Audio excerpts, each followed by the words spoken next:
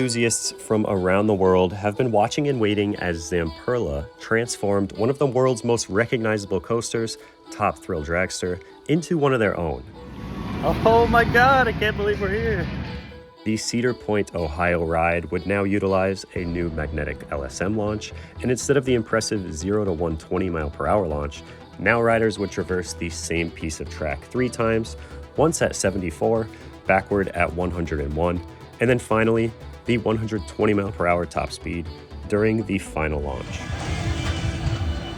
Zamperla went from the butt of all jokes to suddenly tackling a major overhaul of one of the most iconic roller coasters ever made. The only unaltered track being the huge 420-foot tall top hat, which, to be honest, was pretty much the entire ride before. A large 420-foot spike would be added to the opposite end, changing the Cedar Point skyline forever.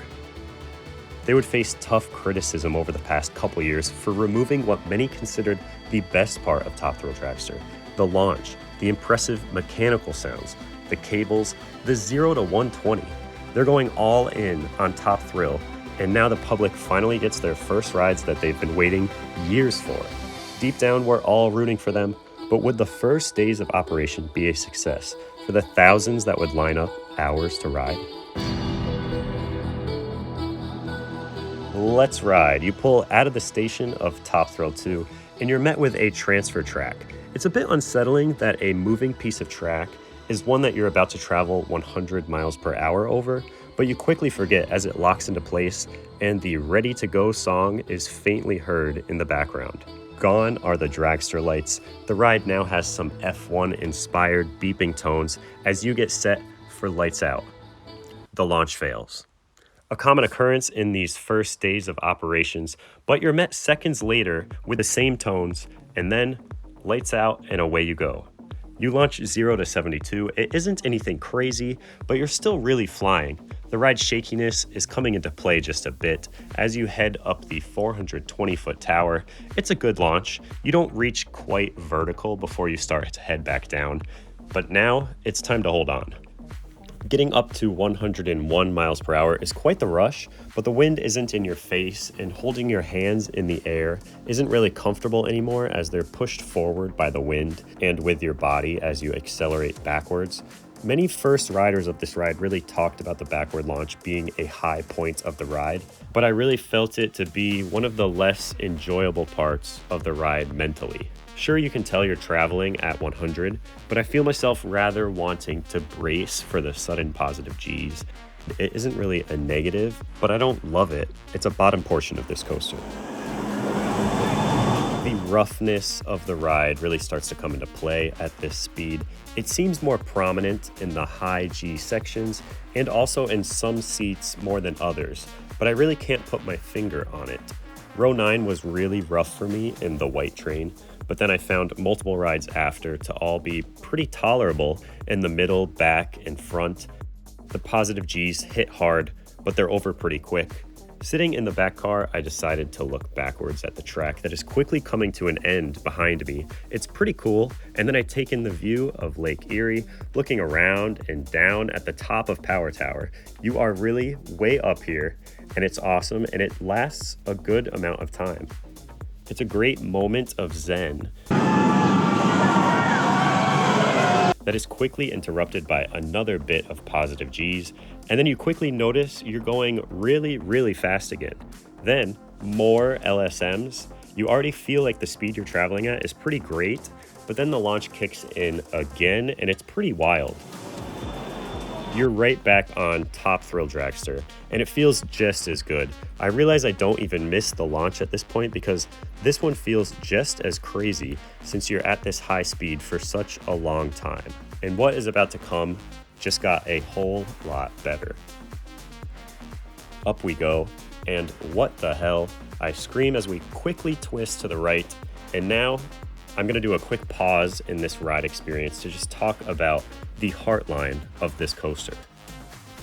So you can see here they cut into the support, and it's for extra clearance from these new trains. So the Heartline of a coaster is used to rotate the track around the rider's chest to create a ride that humans can comfortably experience. This keeps the rider's heart and head more in the middle of the turns, and here is one of the first times that we see trains that are put on a track that they weren't entirely designed for, trains that would usually call for a larger Heartline. Not only are riders sitting higher off the floor of this vehicle, those huge wheels also raise the height of the train off the track itself, and this upward 90-degree twist is the first moment that you really get to experience this huge difference. The radius your body travels during the rotation is greater, and the turns are that much more amplified because of it. Riders are whipped to the right, and if you lean just a bit to the left, the feeling is even more amplified. It's really excellent.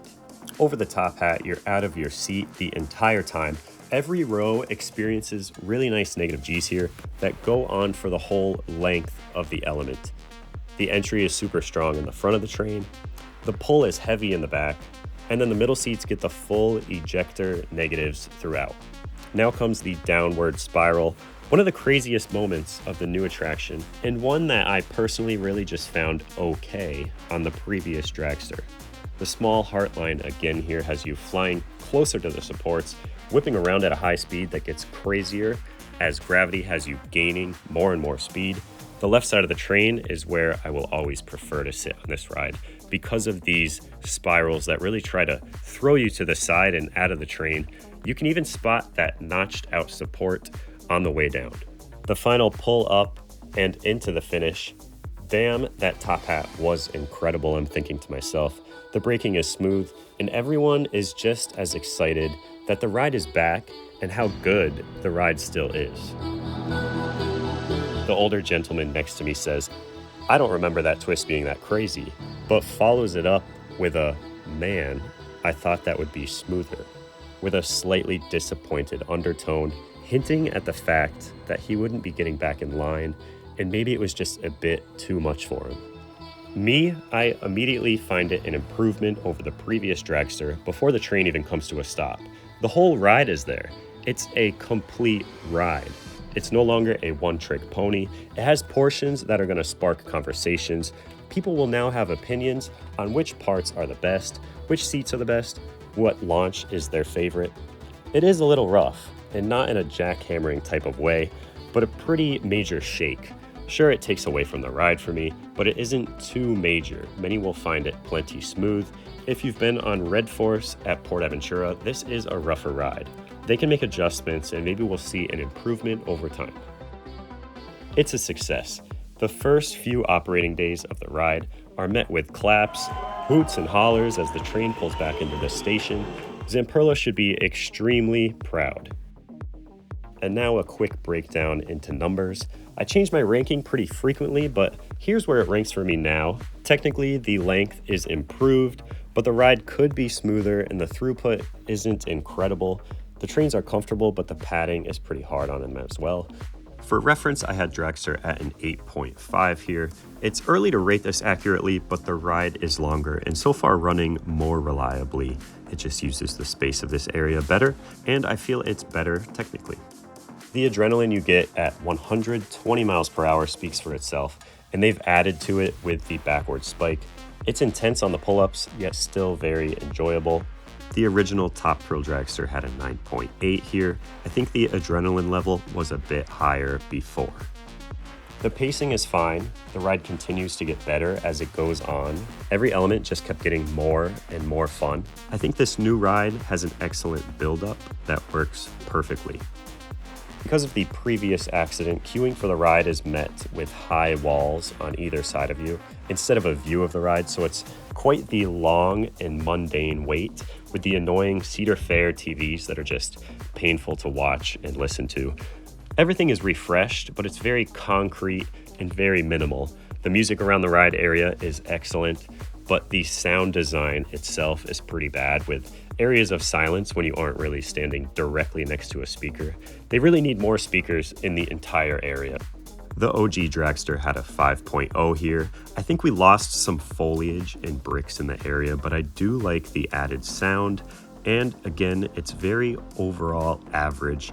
Plus the queue experience is pretty mundane and terrible. It's not the most unique ride, but it is the most unique feeling coaster of this style, and it is very re-rideable. The original ride had an 8.6 here. The elements are all better. Many question why the spike is just a straight piece of track, why it doesn't twist, and why doesn't the launch have an air hill during it?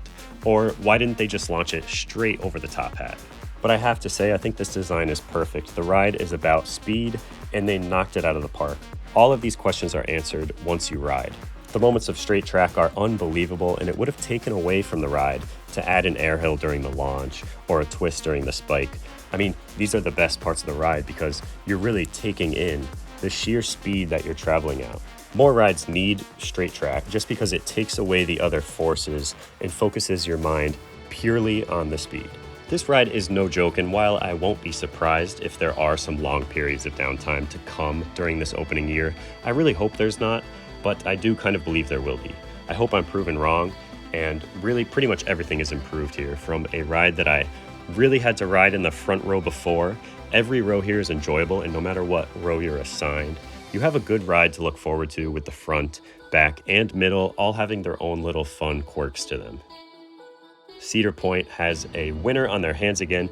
Top Thrill 2 is definitely a top 3 coaster in the park for me, and the theme park has one of the best top 3 lineups in the world, the Intamin of Maverick, the RMC of Steel Vengeance, and now the Zamperla of Top Thrill 2.